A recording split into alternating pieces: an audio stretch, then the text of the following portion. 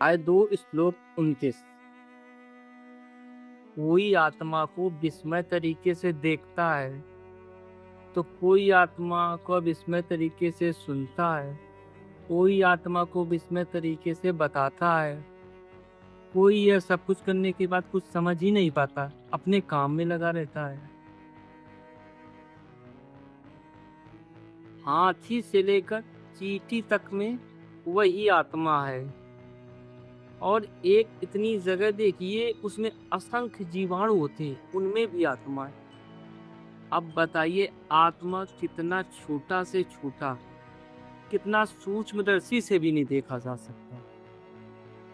आत्मा, आप विचार करिए, आत्मा कितना लघु रूप हो सकता है और कितना विराट हो सकता है। एक व्हेल मछली में वही आत्मा है, और एक कीटाणु जीवाणु जो होते हैं, 1 इंच की जगह में करोड़ों संख्या में जीवाणु हैं, उनमें भी वही सेम आत्मा है। तो ये आश्चर्य की बात हुई कि नहीं हुई? लोग सांसारिकता में इतना बिजी हैं अपना घर बनाने, अपनी जीवन लीला देखने में, कि उन्हें आत्मा के बारे में सोचने का समय ही नहीं। शरीर 3 प्रकार के होते हैं: स्थूल शरीर, सूक्ष्म शरीर, कारण शरीर। और इसके नीचे एक लेयर होती है, फिर आत्मा होती है। आत्मा के ऊपर ये 3 लेयर होती हैं। जब किसी की मृत्यु हो जाती है तो उसका स्थूल शरीर नष्ट हो जाता है, बाकी सूक्ष्म शरीर और कारण शरीर वो सब आत्मा के साथ जाते हैं। अब लेकिन जैसे हम लोगों को भूख प्यास सब लगती है, ऐसे ही सूक्ष्म शरीर को सब कुछ लगता है, केवल उसके पास शरीर ना होने की वजह से वो कुछ कर नहीं पाता है। और जब तक ये सूक्ष्म शरीर, स्थूल शरीर, कारण शरीर रहते हैं, तब तक आत्मा को मोक्ष नहीं हो सकता है।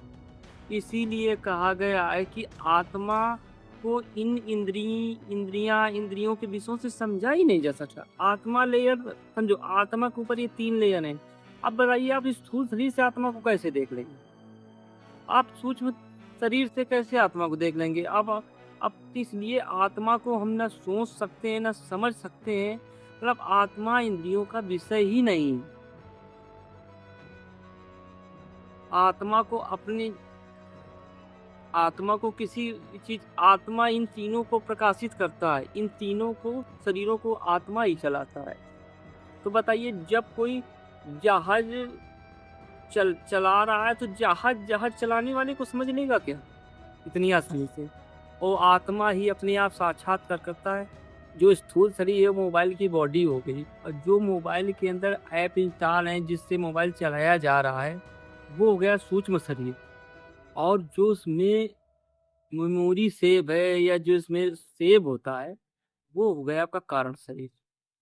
इससे बिना समझे तो ऐसे समझे, जैसे कोई बीज होता है पेड़ का, एक बरगद का पेड़ है, इतने बड़े बीज से इतना विशाल पेड़ बनता है, तो वो बीज का मतलब हो गया कारण शरीर।